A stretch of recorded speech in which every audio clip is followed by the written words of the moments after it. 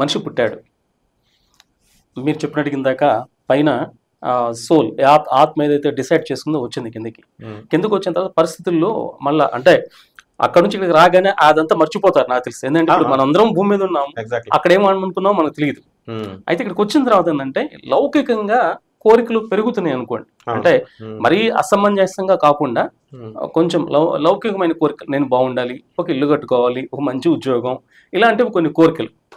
యోగం ఉన్న వాళ్ళకి ఖచ్చితంగా అది సిద్ధిస్తుంది. యోగం లేని వాడికి ఈ యోగం తెచ్చుకునే అవకాశం ఉందా?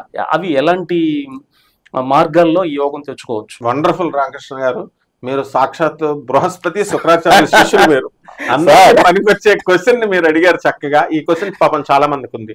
ఇందాక నేను చెప్పిన దోషాలు పోతాయా అన్న క్వశ్చన్ పోతాయి, కానీ ఎవరికి పోతాయి అంటే 1 lakh లో 1 మందికి పోతుంది. ఎవరైతే సరెండర్ అవుతాడో దేవుడికి, అన్కండిషనల్ సరెండర్ అవుతాడో, టోటల్ గా నువ్వే నాకు శరణు అని పేదవాళ్ళని చూడాలా. దేవుడు సంతానానికి సేవ చేస్తే దేవుడు ఇస్తాడు.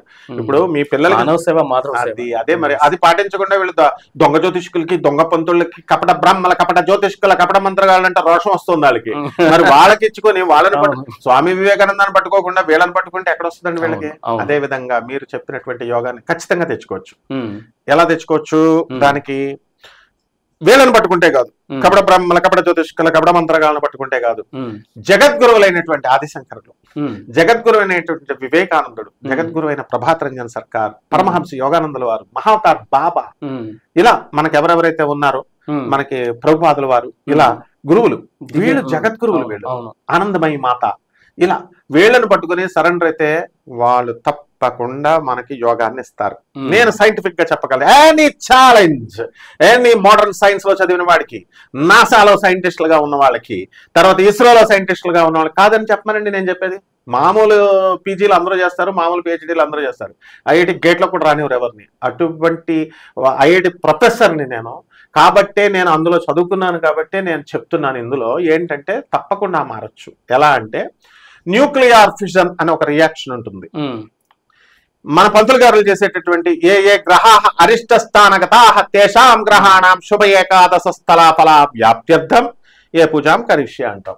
అంటే ఏ గ్రహాలైతే అరిష్ట స్థానాల్లో గతాహ ఉన్నాయో తేషాం ఆయా గ్రహాలు శుభమైనటువంటి ఏకాదశ లాభస్థానంలోకి రాగాక దాని నిమిత్తము నేను ఈ నవగ్రహ పూజ చేస్తున్నాను అని ఏదో చెప్తున్నాం. అయితే సంకల్పం చెప్తున్నాం. సంకల్పాన్ని బట్టి అవుతుంది పని. As you think so you become. మనం ఏదనుకుంటే వస్తుంది. As you sow you reap. మర్రి చెట్టు విత్తనం వేస్తే మర్రి చెట్టే వస్తుంది. యద్భావం తద్భవతి సంస్కృతం. అయితే దాన్ని సపోర్ట్ చేస్తూ మోడర్న్ సైన్స్ ఎలా చెప్పిందంటే, ఇప్పుడు మనిషి జీవితంలో మనకి 105 మూలకాలు ఉన్నాయి. పొటాషియం, కాల్షియం, ఐరన్ ఇవన్నీ ఉన్నాయి. అందుకే కాల్షియం డెఫిషియన్సీ వచ్చినప్పుడు మోకాళ్ళ నొప్పులు, జబ్బల నొప్పులు వస్తాయి. అందుకనే కాల్షియం సప్లిమెంట్స్ వింటాం, క్యాబేజీ, పాలు, కోడిగుడ్డు తిన్నాయన అంటాం. Iron deficiency pregnant ladies iron tablets రాస్తాం. ఎందువలన అది తింటే ఐరన్ సప్లిమెంట్ మంచిగా అవుతుంది. సో అప్పుడు బ్యాలెన్స్ అవుతాయి, హార్మోన్స్ అన్ని కూడా సెక్రెషన్స్ కరెక్ట్ గా వస్తాయి. అండ్ ఓవర్ సెక్రెషన్ రాకూడదు, అండర్ సెక్రెషన్ రాకూడదు. చుట్టలు తాగేవాళ్ళు ఓవర్ సెక్రెషన్, సెలైవా ఎక్కువ వస్తుంది అండ్ ప్లమ్ ఎక్కువ పడుతుంది. అండ్ అండర్ సెక్రెషన్, పిల్లలు సంతానం లేనటువంటి వాళ్ళకి సెక్రెషన్ కంటే కూడా తక్కువ అవడం వల్ల ఇది పుట్టట్లేదు. అందువల్ల రెండింటిని సమానంగా రెగ్యులేట్ చేయడానికి కోసమే ఈ మందులు. అప్పుడు మాత్రమే హార్మోన్స్ కరెక్ట్ గా పనిచేయడం జరుగుతాయి. ఛార్జింగ్ ఎంత పెట్టాలో అంత పెట్టాలండి. ఎక్కువ పెడితే పేలిపోద్ది బ్యాటరీ. కార్ లో కూడా ఎంత వాటర్ పోయాలా, ఎంత పెట్రోల్ పోయాలో, ఓవర్ఫ్లో చేస్తే, ఓవర్ఫ్లో అయితే బండి నడవదు కదా. ఈ విధంగా ఈ 105 మూలకాలు మన బాడీలో ఉన్నాయి కదా, దీన్ని మనము 8 గ్రూపుల్లో 7 పీరియడ్స్ లో పెట్టుకున్నామండి. ఎగ్జాంపుల్ తీసుకుందాం. ప్రపంచానంతటికి కార్బనే మూలం. అదే కార్బన్ తీసుకుందాం. ఆ కార్బన్ ని దాని atomic number 6, atomic weight mass number 12, దాన్ని అటమిక్ నెంబర్ 6 ఉన్న దాన్ని తీసుకొని ఒక న్యూక్లియర్ ఫ్యూజన్ రియాక్షన్స్, మనకి ఎన్ఎఫ్సి ఉన్నాయి కదా, అక్కడ జరిగేది ఇదే. ఆ న్యూక్లియర్ ఫ్యూజన్ రియాక్షన్ ని ఆ న్యూట్రాన్ తో బంబార్డ్ చేస్తే ఏమని చెప్పాడంటే, it's atomic number is increased by 2 అన్నాడు. అంటే కార్బన్ ఏమైపోయింది, ఇంకొక 2 పెరిగింది. అటామిక్ నెంబర్ 6 ఉన్నది 2 అయింది. ఆక్సిజన్ అయిపోయింది. అంటే కార్బన్ గా సపోజ్ దాని ఎలక్ట్రానిక్ కాన్ఫిగరేషన్ మనం తీసుకున్నప్పుడు 1s2 2s2 2p2 1s2 peak పడేయండి, 2s2 2p2 4 ఉన్నాయి. 4th గ్రూప్ లో ఉన్నటువంటి ఇది మళ్ళీ ఇంకొక 2 పెరగడం వల్ల ఉదాహరణ అనుకుందాం. అది 2 పెరిగినాయి కదా, next period loco next group loco మనం డిస్ప్లేస్ చేయగలిగాం. అంటే అర్థం ఏమిటి, 4 అదే రావణాసురుడు చేయాలనుకున్నాడు ఈ న్యూక్లియర్ ఫిజన్ రియాక్షన్. శనీశ్వరుడు తొక్కి పడేశాడు రావణాసురుడిని. రావణాసురుడు ఏం చేశాడు, నవగ్రహాలను జయించి మండోదరి ప్రెగ్నెంట్ గా ఉన్నప్పుడు తనకు కొడుకు పుట్టేటప్పుడు గడిలు గీసి ఏ గ్రహాలు అయితే ఎక్కడ ఉంటాయో అక్కడ ఐశ్వర్యం, ఆయుధాయం, డబ్బులు, పెళ్ళాలు, ఇవన్నీ కూడా లవర్స్ ఇవన్నీ వచ్చేలాగా గడి గీస్తాడు. గీస్తే అప్పుడు ఏం జరిగింది, శనీశ్వరుడు ఇంకా డెలివరీ 1 నిమిషంలో అయిపోతుంది. ఏంటి ఇటువంటి యూజ్లెస్ ఫెలో, వీడే దుర్మార్గుడు, వీడి కొడుకు ఇంకా పరమ దుర్మార్గుడు, వీడికి నేను ఆయుర్దాయం ఏమన్నా ఏంటి, శనీశ్వరుడే ఆయుర్దాయాన్ని ఇవ్వాలి. అందువల్ల ఆయన ఏం చేశాడు, వెంటనే పక్కళ్ళకి మారిపోయాడు. ఈడ ఏం చేసుకుంటా పీక్కుంటే పీక్కొని అని ఆయన పక్కకు వచ్చేసరికి రావణాసురుడు ఏం చేశాడు, అండ్ స్వార్థపరులు అప్పుడు కూడా ఉన్నారు. 9 గ్రహాలలో మిగతా 8 గ్రహాలు స్వార్థపర గ్రహాలే.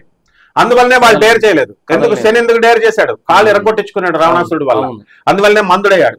అలాగే ఋషుల్లో కూడా, 7 ఋషుల్లో కూడా నేను ఈ రోజున ఓపెన్ గా చెప్పగలను, వీళ్ళంతా మొహం పడి మెత్తగా చెప్తారు.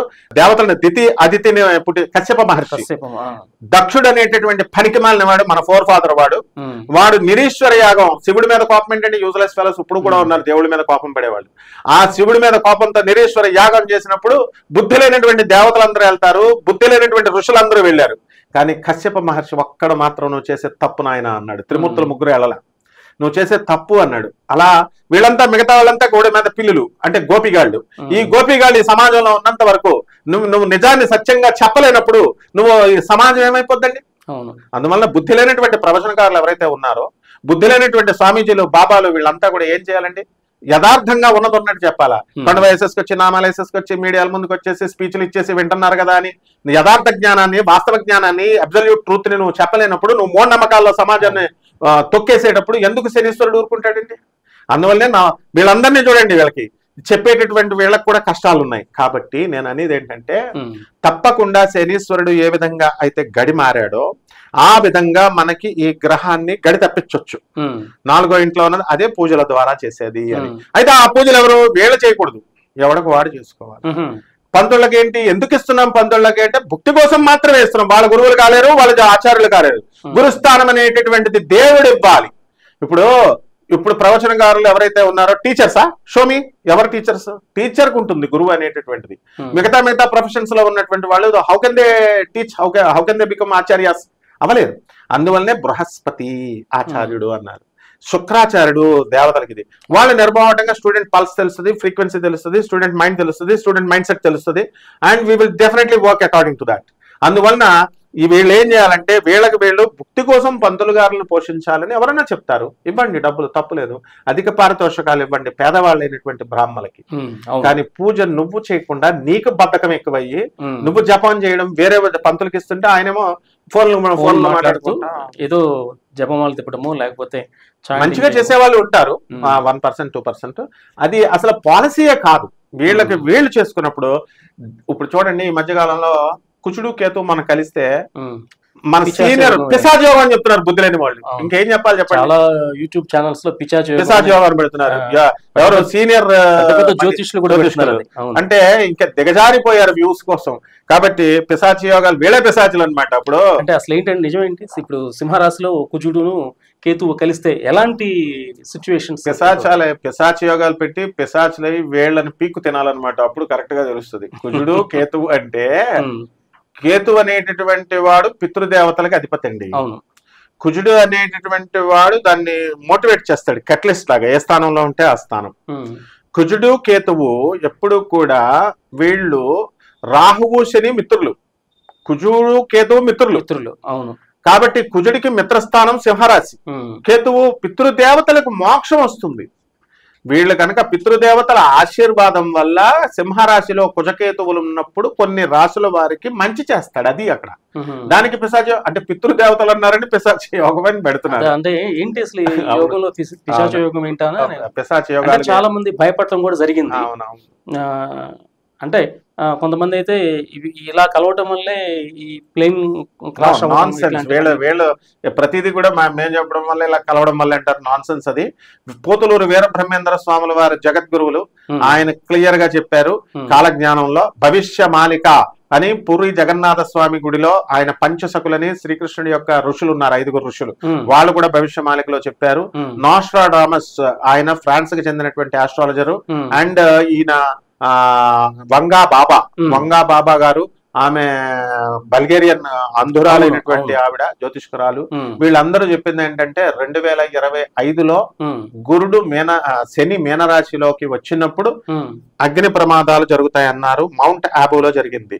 మౌంట్ ఆబూలో స్పిరిచువల్ ప్లేస్ అది, బ్రహ్మకుమారి గ్లోబల్ హెడ్ క్వార్టర్స్ పైన గిరిశిఖరం అని దత్తాత్రేయుల స్వామి వారు వెలిసారు అక్కడ. అక్కడే అగ్ని ప్రమాదాలు బోల్డ్ జరిగినాయి. జల ప్రళయాలు అన్నారు జరిగినాయి. భూకంపాలు జరుగుతాయన్నారు. మయన్నార్, థాయిలాండ్, తర్వాత పాకిస్తాన్ లో ఇస్లామాబాద్ లో, బ్యాంకాక్ లో, ఇక్కడ కూడా ట్రెమర్స్, హైదరాబాద్ ఇలాంటి ఏరియాల్లో కూడా వచ్చినాయి.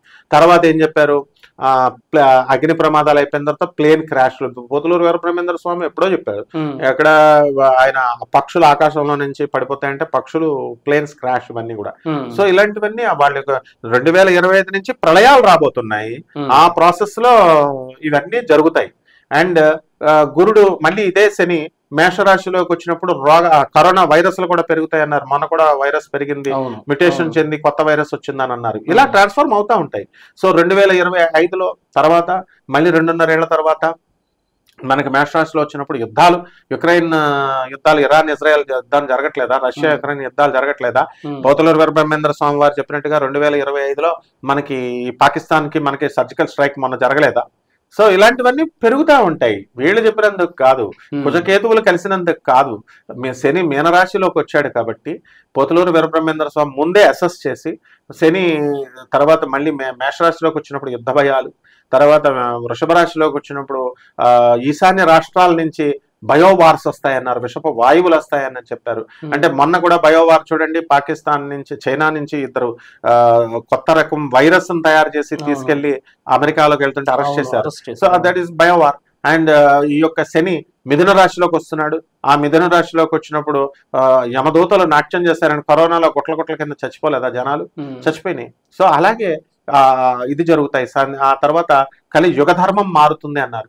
మా గురువు గారు, ఇంకో గురువు గారు అయినటువంటి ఇక్రాల వేదవ్యాస గారు, IAS PhD, ఆయన కలియుగాంతం 1999 అని రాసినప్పుడు నేను ఇదే ప్రశ్న అడిగాను, గురువు గారు ఇదేంటండి 1999లో అయిపోతే ఎలాగా అని అంటే, శ్రీకృష్ణ పరమాత్మ అంతర్ధానమైన తర్వాత 5000 సంవత్సరాలు, ఆ రోజుకి 1999కి 5000 సంవత్సరాలు పూర్తయిందంట.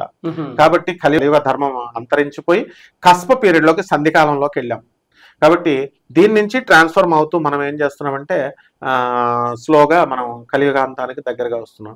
వీళ్ళు చెప్పుకున్నటువంటి 4,32,000 సంవత్సరాల కాల పరిమాణం అది వర్తించదు. ఎందుకంటే కలియుగ భవిష్యోత్తర పురాణం చదివితే క్లియర్ గా అర్థం అవుతుంది. అందులో క్లాస్ పెడతాడు ఏ విధంగా అయితే మనిషి ధర్మంగా ఉన్నప్పుడు మాత్రమే 100 సంవత్సరాలు బతుకుతాడు. ధర్మం ఎప్పుడైతే మానవులందరూ తప్పు చేస్తారో, ఒకటి చేయడం కాదు అందరూ చేయాలి, తగ్గుతుందో, ఆయు పరిమాణం ఎలాగైతే ప్రతి మానవుడికి తగ్గిపోతుందో, అలాగే ఆ యుగంలో జీవించేటటువంటి ఆ కలి పురుషుడికి కూడా కాల పరిమాణం తగ్గిపోద్ది, ఆయుర్దాయం తగ్గిపోద్ది అని చెప్పారు. సో కలియుగాంతం అనేది ఎవరు డిఫైన్ చేయలేదన్నమాట. కాబట్టి దీనికి సంబంధించి మన శోభారాజు గారు అన్నమయ్య కీర్తనలు టిటిడిని చేసే అమ్మగారు, కాశీనాథ్ మహారాజ్ అని చెప్పేసి బెనారస్ లో ఉంటారు ఆయన, భువనేశ్వర్ లో. ఆయన కూడా కలియుగాంతం మొన్న జరిగితే నేను ఇక్కడ మళ్ళీ జరుగుతున్నాయి, ఇప్పుడు నేనే గెస్ట్ కింద వెళ్ళాను. వాళ్ళంతా కూడా చెప్తున్నారు 2034తో మనకి ఈ యొక్క ధర్మాలు మారుతున్నాయి కాబట్టి యుద్ధాలు ఇవన్నీ జరుగుతాయి, కలియుగాంతం దగ్గరకు వచ్చింది కాబట్టి ధర్మంగా ఉండండి అని చెప్తున్నారు. తప్పే ఉందండి, అందరూ ధర్మ ప్రవర్తన నేర్చుకుంటే మొత్తం మనమే సేవ్ చేసుకోగలుగుతాం. అంతేగాని విమర్శలు వేయడము, ఆపలేదు ప్లేన్ తర్వాత చెప్పాలా, ఇట్లా అట్లా, అది కాదనమాట. ధర్మంతో లాంగిటివిటీ ఆఫ్ లైఫ్ ని పెంచుకోవచ్చు. మీరు అడిగిన ప్రశ్నకి నేను సమాధానం చెప్తాను. శని 6వ ఇంట్లో కనుక ఉన్నట్లయితే ఆయుర్దాయాన్ని పెంచుతాడు అని శాస్త్రం చెప్తుంది, జ్యోతిష్ శాస్త్రం. లాంగిటివిటీ ఆఫ్ లైఫ్ అంటే బ్యాడ్ హ్యాబిట్స్, మందు తాగేవాడు తాగడం మానేస్తాడు, సిగరెట్లు తాగేవాడు తాగడం మానేస్తాడు, అప్పుడు ఆటోమేటిక్ గా లంగ్స్, లివర్ బాగుంటాయి. ఆ విధంగా మన చేతుల్లోనే ఉంటుంది. ఇదే శనీశ్వరుడు కర్మకారకుడు, కర్మ ఫలదాత అంటే అంతే. అండ్ ఇస్ మా డిసిప్లిన్కి మాస్టర్ ఆయన. సో ఇటువంటి బ్యాడ్ హ్యాబిట్స్ నుంచి తీసేస్తే ఇది. అలాగే కుజకేతువులు కూడా మంచి వాళ్ళు అన్నమాట. కుజకేతువుల ప్రాబ్లం ఉండదు అస్సలు, మేలు జరుగుతుంది తప్పితే. ఇప్పుడు చెప్తున్న కొంతమంది ఇప్పుడు చెప్తున్న పిచాచ యోగాలు అట్లాంటివి ఎవరైతే చెప్తున్నారు. కాబట్టి పిశాచ యోగం కాదు. కేతువ అంటే పితృదేవతలు. పితృదేవతలు ఎక్కడైతే ఉండిపోయారో ఈ కుజుడు వచ్చినప్పుడు ఆ పితృదేవతల్ని పంపించాలి అని చెప్పేటటువంటి వెనకాల మనల్ని దాన్ని ఏమంటారు ఎంకరేజ్ చేస్తా ఉంటారు. ఉదాహరణకి నేను చెప్తాను, ఇదే కుజకేతువులు జరిగినప్పుడు మహాభారతంలో ఏం జరిగిందో చెప్తాను. ఈ వెధవలందరూ నేర్చుకోవాలి చెప్పేటటువంటి ఫూలిష్ ఫెలోస్ అంతా. అప్పుడు సింహరాశిలో కుజకేతువులు, అందుకనే చెప్తున్నా. ఆ మహాభారతంలో సగరుడు వీళ్ళందరి పేర్లు మనం విన్నాం కదా, భగీరథుడు, 21 తరాల వాళ్ళందరూ కూడా చనిపోతే ఆయన ఏం చెప్పాడు, బూడిదైపోయారు నాయన, వాళ్ళ మీద గంగానదిని ప్రవహింపజేస్తే అప్పుడు ఇవన్నీ కూడా ఇవి వస్తాయి కదా అన్నారు. సంవత్సరన్నర కాలం కుజుడు కేతువు అందులో సంవత్సరన్నర కాలం ఉంటాడు సింహరాశిలో. వీళ్ళిద్దరు కాంబినేషన్ ఉండే టైంలో ఆయన సంవత్సరన్నర కాలంలో భగీరథ తపస్సు చేసి గంగను భూమి మీదకి తెప్పించి ప్రవహింపజేశాడు. అదే విధంగా ఈ కుజకేతువులు ఉన్నప్పుడే మా రాజమండ్రి పక్కనే కొవ్వూరు అని ఉంది. దాని పేరు కోవూరు కాదు, గోవూరు. గోవూరు అంటే గోవుని అక్కడ ఆ కాలంలో ఋషులు ఏం చేసేవారంటే ఆ రోజు ఏం చేసేవారంటే గౌతమ్ మహర్షి అందరూ ఏం చేసేవారంటే ఋషులు ఇలా తపస్సుకి స్నానానికి వెళుతూ ఇలాగా విత్తనాలు ఇలాగ వేసేవారు, వడ్ల గింజలు వేసేసి వెళ్ళి అనుష్ఠానం చేసుకుని బయటకు వచ్చేసరికి ఈ పండిపోవడం పెరిగిపోవడం చెట్టు వడ్లు కాసేయడం కూడా జరిగేది. మధ్యాహ్నం ఆయన పీక్కొని పోయి వండుకుని తినేవారు. ఇది ఋషుల యొక్క ఇది. అయితే నీళ్లు లేవు, నీళ్లు లేకపోతే రప్పించాలి, ఏం చేయాలో అర్థం కాక మిగతా ఋషులంతా ఒక దొంగ ప్లాన్ వేస్తారు.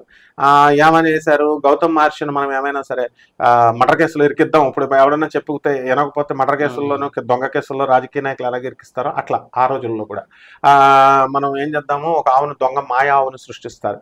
మాయావుని సృష్టించి ఏం చేస్తాడు, ఈయన ఏం చేస్తాడు, పాపం మామూలు గడ్డితో ఒక దర్పతో ఇలాగా దాన్ని అదిలించడానికి వదలగానే అది చచ్చిపోతుంది. ఇదిగో చచ్చిపోయింది విత్తనే అది మాయావాయువు చంపేలాగా చేశారు.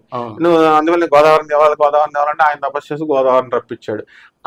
అది గోదావరి అక్కడ మా ఊర్ల వైపు ప్రవహించింది కాబట్టి బ్రహ్మహత్యా పాతకం పోయింది. అంటే ఈ కుజకేతువుల టైంలోనే గౌతమ్ మహర్షి తెచ్చింది. అప్పుడే ఆ కుజకేతువుల సింహరాశిలో ఉన్న టైంలోనే భగీరథుడు తెచ్చాడు. పితృదేవతల్ని ఉద్ధరించారు కాబట్టి అది మంచి అనుకూలమైన సమయం. నాయన ఈ సమయంలో నువ్వు తర్పణాలు ఇచ్చుకో, పితృదేవతలకి సంతర్పాలు చేసుకో, నువ్వు పితృదేవతలను స్మరించుకో అని చెప్పాలి. అది మానేసి వీళ్ళు ఏం చేస్తున్నారు, పిశాచ యోగాలు, రాత్రులు నిన్ను పిశాచు పట్టుకుంటది, నిన్ను ఇచ్చేస్తుంది అని చెప్తుంటే ఇంకేం చెప్తాం మనం. అయితే మీరు చెప్తున్నప్పుడు పితృదేవతలు తరించాలి అనే ఒక పదం వచ్చింది కాబట్టి యాక్చువల్గా కొంతమంది సమయం కుదరకును, మర్చిపోయో, లేకపోతే వాళ్ళు నిర్లక్ష్యం చేసావు ఒక విధంగా, కొంతమంది పితృకార్యాలకు కొంచెం జరపడంలో విఫలమై ఉండొచ్చు. అలాంటి వాళ్ళకి ఇప్పుడు ఏం చేస్తే, అంటే ఈ కుజకేతువుల కలయిక, సింహరాశుల కలయిక వల్ల ఏం చేస్తే అలాంటి దోషాల నుంచి బయటపడతారు, పితృదోషాల నుంచి? మీరు అలెగ్జాండర్ లాంటి వారు, తర్వాత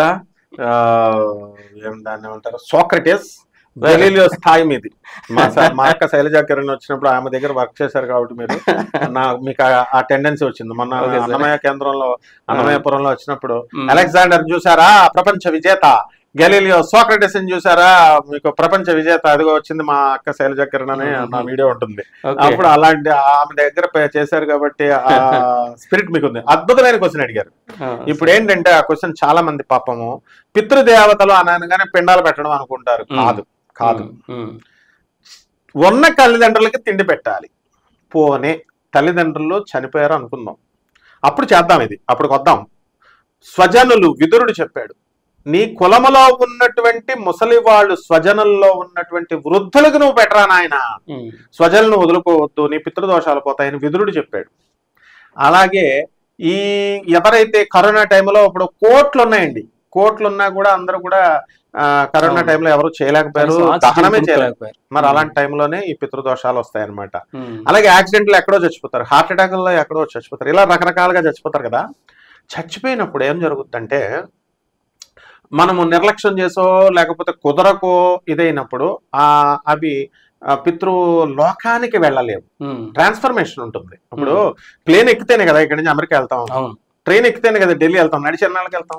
సో ఆ విధంగా చచ్చిపోయినటువంటి వాళ్ళు మనం భూలోకం నుంచి కొత్త లోకం ప్రమోషన్ అనమాట. ఆత్మలు పితృలోకానికి వెళ్ళాలి, అటు ఇటు కాకుండా త్రిశంకు స్వర్గం లాగా మధ్యలో భూమి మీద చెట్టు పిట్టలలాగా ఉంటారు ఇక్కడ పితృ ఈ దేవతలు. చనిపోయిన తర్వాత మనమే ఆత్మలు, అవి ఆత్మలు ప్రేతాత్మలు అయిపోతాం. కోరికలు తీరక లేకపోతే మనకి వే దొరక్క అక్కడెక్కడే తిరుగుతున్నాం. సో ఈ పిండ ప్రధానాలు ఇవి చేసినప్పుడు ఆటోమేటిక్ గా వాళ్ళకి సంబంధించిన కర్మలు చేసినప్పుడు పితృలోకానికి వెళ్తుంది అన్నారు. గరుడ పురాణం చెప్పింది, బాగుంది. అంటే పిండాలే పెట్టాలని కాదు అక్కడ అర్థం. వాళ్ళ సగోత్రికలకి ధన సహాయం చేసిన పేదవారికి, సగోత్రికలకి స్వయం పాకం అంటే ఒక వంకాయ ఎత్తారండి, ఒక వంకాయ, ఒక తోటకూర, ఒక బెండకాయ, వాళ్ళ పితృదేవతలేమో లోకానికి వెళ్ళిపోవాలి. పురోహితుడు బాగుపడిపోయి బిల్డింగ్ కడతాడా, ఎక్కువిస్తే 100 గ్రాముల కందిపప్పు ఇస్తారు. ఇలాంటి వాళ్ళకి పితృదేవతలు ఇచ్చేయాలట. ఉన్న కన్న తల్లిదండ్రులు ఈ ప్రవచనకారులు కూడా అలాగే తయారయ్యారు. ఆ పిండాలు పెట్టు, ఈ పిండాలు పెట్టు, బియ్యం పెట్టు, బియ్యంతో గోధుమ పిండితో పెట్టు. ఇంకా కొంతమంది దొంగ విధవలు తయారయ్యారు. ఇప్పుడు మోక్షనారాయణ బలి పూజ, అది కూడా గోకర్ణంలోనే చెయ్యాలి, అది కూడా కన్నడ పూజారులే చెయ్యాలి. ఎప్పుడు చెప్పాడురా వీళ్ళందరికీ అని అడిగితే ఆన్సర్ లేదు వీళ్ళందరికీ. మోక్షనారాయణ బలి పూజ మహబూబ్ నగర్ దగ్గర, ఆలంపూర్ దగ్గర, అవును అవును, శ్మశాన నారాయణుడు, ఇవన్నీ కొత్త కొత్త వచ్చేసినాయి అనమాట. ఇవన్నీ ఏంటి అసలు నిజంగా అది నాన్ సెన్స్. ఇవన్నీ కూడా మోక్షనారాయణ బలి పూజ, ఈ యొక్క శ్మశాన నారాయణ పూజ, కమర్షియలైజేషన్ ఇవన్నీ కూడా. ఇప్పుడు వృద్ధులకి వాళ్ళు చచ్చిపోయారండి, తల్లిదండ్రులు చచ్చిపోయారు, ఓకే, మిగతా ఆ తల్లిదండ్రుల వయసులో ఉన్నటువంటి వాళ్ళకి చేస్తే తప్పేంటండి?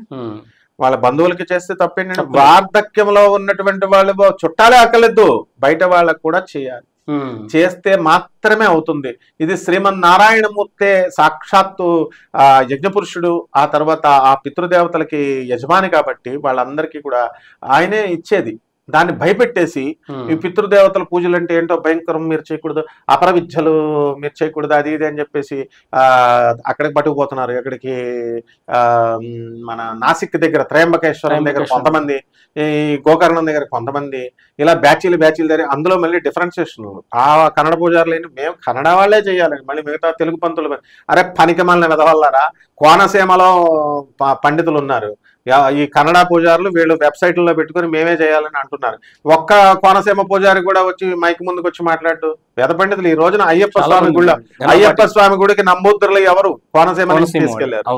కాశీ గీసి anywhere in the world only Konaseema నుంచే తీసుకెళ్లారు వేద పండితులంతా. బ్రిటిషర్సే ఎత్తుకుపోయారు, తీసుకెళ్లారు. ఇప్పుడు వీళ్ళంతా అందువల్ల ఏంటంటే అండి గురుగారు, ఎట్టి పరిస్థితుల్లో కూడా పితృదేవత కార్యక్రమాలు చేయలేని వాళ్ళు భయపడొద్దు. మీకు రేట్లు అసలు ఎందుకు, అప్పుడు సంగతి వదిలేయండి. పంతులు గారుల ప్యాకేజీలు చూసి భయపడి పిసనారోళ్ళు, సాఫ్ట్వేర్ ఇంజనీర్లు, డాక్టర్లు కొంతమంది చచ్చిపోయిన తర్వాత శవానికి వాల్యూ ఉండదు. మా గురువుగారు చెప్పేవారు, శవాన్ని అంట మనం తీసుకెళ్తుంటే, వీధిలోకి తీసుకెళ్తుంటే రోడ్డు మీద పాత చెప్పులు ఉన్నాయి, నా ఓల్డ్ చెప్పులు బాబు తడిసిపోతున్నాయి, వర్షం వస్తుంది, కొంచెం పక్కన పెట్టుకుంటే ఆ మూల పెట్టుకో అంటాడట. కానీ శవాన్ని ఎవరో పెట్టినెవరు. తర్వాత ఈ చనిపోయిన తర్వాత తన కన్న విదురుడు క్లియర్ గా చెప్పాడు ధృతరాష్ట్రుడికి, తన తండ్రి కొడుకుని చేత్తో పెంచుతాడు, తండ్రి ఇల్లు కడతాడు, తన కొడుకే ఆయన్ని శవంని దగ్గర పెట్టుకోకుండా బయట పెట్టేస్తాడు, ఇంటి బయట.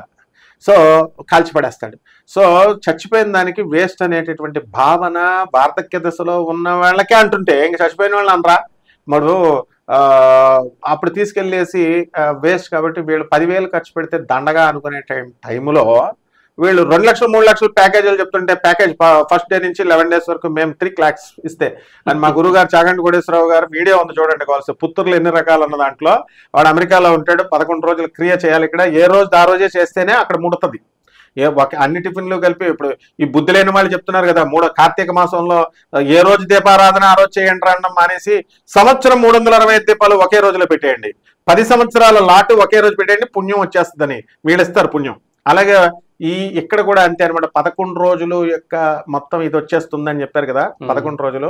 అందుకని లఘువే ఏమన్నా ఉందా అని అడుగుతాడు వాడు. నాకు అక్కడ ఆఫీస్ టైం అయిపోతుంది, మా నాన్నకి నువ్వు పెడేసే అంటే లఘు షార్ట్ కట్ ఏమన్నా ఉందా అంటే ఉందంటున్నారంట వాళ్ళు కూడా. ఇప్పుడు 11 days క్రియ దేని దానికి చేసి 12వ రోజున అప్పుడు మనం పితృలోకానికి వెళ్తాడు ఆయన. ఆ ప్రాసెస్ లో టిఫిన్ టీ లాగా ఇవ్వడం అనమాట ఈ 11 రోజులు క్రియ చేస్తే. అండ్ మెయిన్ ఏంటంటే మనిషికి ప్రాణాలు 5 కదా, 6వ ప్రాణం కూడా ఉంటుంది. ఆ పంచ ప్రాణాలు కాకుండా అసలు కాల్చడం అనేది ఎందుకు చేస్తారో తెలుసా అండి? ప్రభాత్ రంజన్ సర్కార్ డిఫైన్ చేయగలిగాడు. డీకంపోజ్ అవ్వాలి. బాడీ కాల్చినప్పుడు మాత్రమే డీకంపోజ్ అవుద్ది. ఆ డీకంపోజ్ అయినప్పుడు లేదా కప్పెట్టేసినా కొంత ఆ వేడికి తాటి మట్టలని భూమిలో వేసి కాలుస్తాం కదా, ఆ విధంగా భూమిలో వేయడం వల్ల ఆ వేడి వల్ల డీకంపోజ్ అయ్యి బాడీ ఆ డీకంపోజ్ అయినప్పుడు మాత్రమే ఆరో ప్రాణం బయటకు వస్తుంది. అంతవరకు డెడ్ బాడీ శ్మశానంలో ఉన్నా కూడా మనం చెప్తున్నవన్నీ వింటా ఉంటుంది. అందుకనే ఈ యొక్క గోళ్ళు పెరుగుతాయి, జుట్టు మమ్మీస్ లో చూడండి సమాధుల్లో పెరుగుతాయి అవన్నీ. సో ఇక్కడ ఏంటంటే అందుకే గురువుగారు గరికపాటి నరసింహారావు గారు కానీ చాగంటి కోటేశ్వరరావు గారు కానీ వాళ్ళ ఉపన్యాసాల్లో చెప్తారు, ఏమని చెప్తారు, ఆరో ప్రాణం ఉంటుంది కాబట్టి పిలాలి, శ్మశానానికి వెళ్ళేటప్పుడు లేమ్మా లేమ్మా అని పిలుస్తారు అని అన్నారు చూసారా, అందుకోసం అనమాట. అలాగే మొన్న చూసారా బ్యూటిఫుల్ గా ఒక ఆమె 8 minutes తర్వాత లేచింది అమెరికాలో. అండ్ చావును ఎంత బాగా డిఫైన్ చేసిందండి ఆమె. ఈ బుద్ధి లేని వాళ్ళంతా చెప్తారు గరుడ పురాణం ఒకటి చెప్తాడు 1000 తేలులు కుట్టే నొప్పి ఉంటుందని. ఆమె క్లియర్ గా చెప్పింది ఏమని, ఎట్టి పరిస్థితుల్లో ఏ నొప్పి లేదు, there is lot of peace. ఎలా అయితే షర్ట్ మారుస్తామో మనం ఆ విధంగా సోల్ అనేటటువంటిది కుళ్ళిపోయినటువంటి శిథిలమైనటువంటి ఆ బాడీని తీసేసి మనం వేరే షర్ట్ వేసుకున్నట్టుగా వేరే బాడీని తీసుకుంటాం. అండ్ ట్రాన్స్ఫర్మేషన్ ఎలా జరుగుతుంది, డెత్ ఎలాగైతే ఉన్నప్పుడు నిన్న రోజు నుంచి ఈ రోజుకి ఎలాగైతే ట్రాన్స్ఫర్మ్ అయిపోయిందో, ఈ రోజు నుంచి రేపటికి ఎలాగైతే ట్రాన్స్ఫర్మ్ అయిపోయిందో అంటే గడిచిపోతుందో ఆ కంటిన్యూటీ అనేటటువంటిది ఆఫ్టర్ డెత్ లైఫ్ అనమాట. డెత్ అండ్ లైఫ్ మధ్య జరిగేటటువంటి నార్మల్ ప్రక్రియ అని ఆమె చెప్పింది 8 నిమిషాల తర్వాత వచ్చి. అయితే మనం వీళ్ళు ఏం చేయాలి, ఎలాంటి కార్యక్రమాలు చేయాలి? ఇప్పుడు ఇవన్నీ చేయక్కర్లేదు. వాళ్ళకి ఎక్కువ రేట్లు పెడితే అటువంటి పంతుల్ని బహిష్కరించేయాలా, అటువంటి వాళ్ళ మాటల దగ్గరికి వెళ్ళకూడదు. మంచోళ్ళు పంతుళ్ళు పాపం తక్కువకి చేసే వాళ్ళు మంచోళ్ళు ఉన్నారు, విన్నారా, పేదవాళ్ళు. అంటే ఎలాంటి కార్యక్రమం చేయాలి? ఎస్, పిండ ప్రధానం, శ్రాద్ధ కర్మ అంతే. దానికి పేర్లు పెట్టారు వీళ్ళు, ఏమని మోక్ష నారాయణ బలి పూజ, నారాయణ బలి పూజ, శ్మశాన నారాయణ పూజ, ఇలాంటి అన్ని నాన్ సెన్స్ అవన్నీ బిజినెస్ కోసం టెర్మినాలజీ కోసం వాడారు. శాస్త్ర ప్రకారం స్వయం పాకం ఇవ్వచ్చు ఒక పేద పురోహితుడికి. ఏ రోజు ఇవ్వాలి, ప్రిస్క్రైబ్డ్ అన్న రోజు ఉందా? అంటే మామూలుగా జనరల్ గా ఇటువంటి కర్మలన్నీ కూడా తిథులను బట్టి ఇస్తాం, ఆయన చనిపోయిన తిథులను బట్టి ఇస్తాం. ఇప్పుడు ఆయన సప్తమి రోజున చనిపోయాడు అనుకోండి, అట్లీస్ట్ ఆ ఆషాఢ శుక్ల ఆ సప్తమి అది రాకపోయినా ఏదో ఒక సప్తమి రోజున వెళ్ళిపోవచ్చు అనమాట.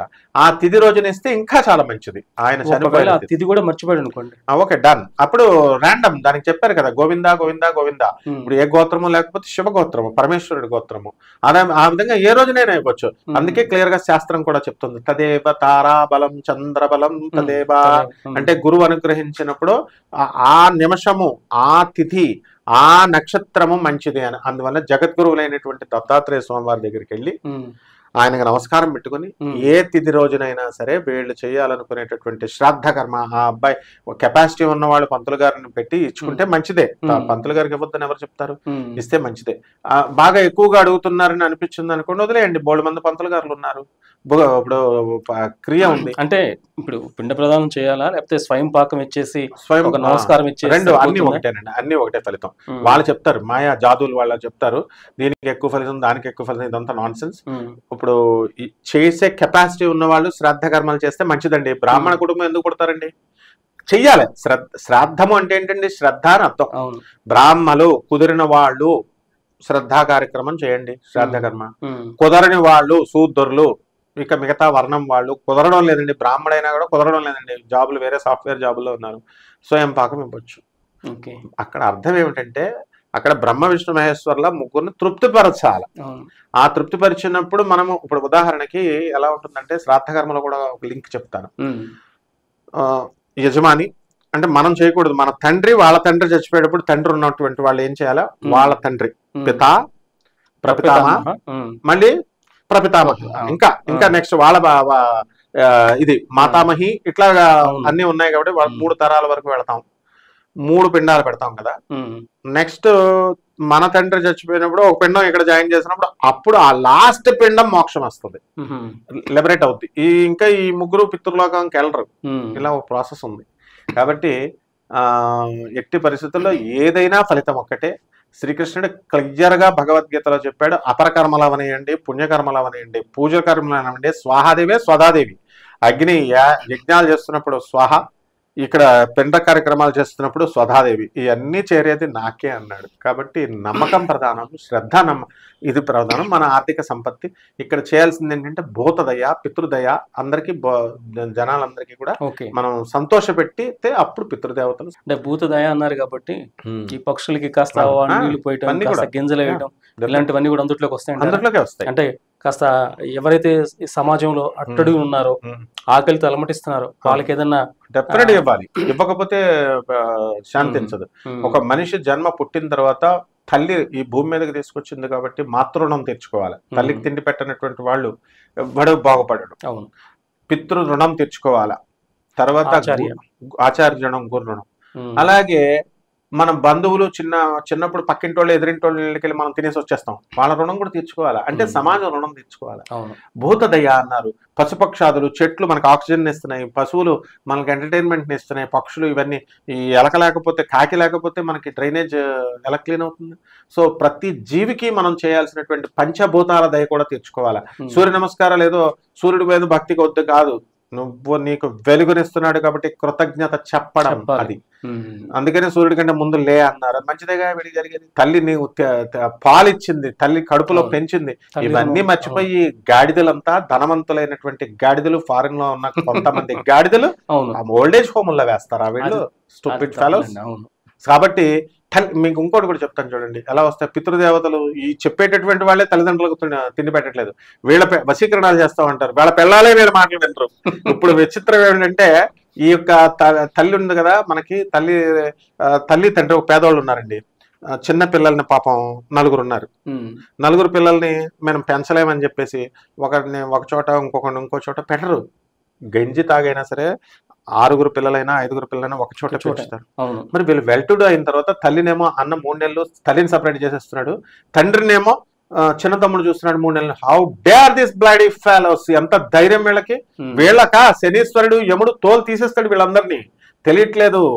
అందువలన తెలిసేటటువంటి ఎవడు చెప్పట్లా, ఎవడు కూడా నిర్మోహంగా గురువులు అని చెప్పుకునేటటువంటి వాళ్ళు ఇలా చెప్పట్లా. వీళ్ళకి వచ్చే కలెక్షన్ గురించి చెప్పుకుంటున్నారు తప్ప ఇది తప్పు ఇది ఒప్పు అని చెప్పట్లా. వీళ్ళని కూడా తోలు తీసేస్తాడు. అందువలన ఎట్టి పరిస్థితుల్లో సమాజం మారాలంటే మీలాంటి జర్నలిస్టులు కావాలా, మీలాంటి మీడియాలు కావాలా, మీలాంటి నాదే ఉందంటే అందరూ నన్ను ఎలాగో తిడతారు. నేను ఏం చేస్తున్నానంటే కామెంట్లలో నన్ను తిట్టేవాళ్ళు కూడా ఉంటారు.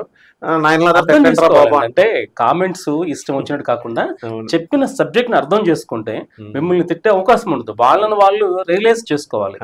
అది. సో చాలా మంచి విషయాలు మాకు తెలియజేశారండి, ధన్యవాదాలు. అలాగే మీతో PM7 భక్తి మరికొన్ని వీడియోలు కూడా చేయాల్సిన అవసరం ఉంది. తప్పకుండా ఇంకా నవగ్రహాల గురించి మాట్లాడుకోవాలి, నక్షత్ర దోషాల గురించి మాట్లాడుకోవాలి. అలాగే మనం ఒక మంచి స్థితిలో రావాలంటే, ఒక మంచి ఉన్నత స్థితికి చేరాలంటే మనం చేయాల్సిన కొన్ని సంప్రదాయమైన కార్యక్రమాలు అవి కూడా ఉన్నాయి. వాటి గురించి చేయాలి. దానాలు, ధర్మం చేయటం, మానవ నైతిక విలువలు పెంపొందించుకోవడం, వీటన్నిటి మీద మాట్లాడతాం.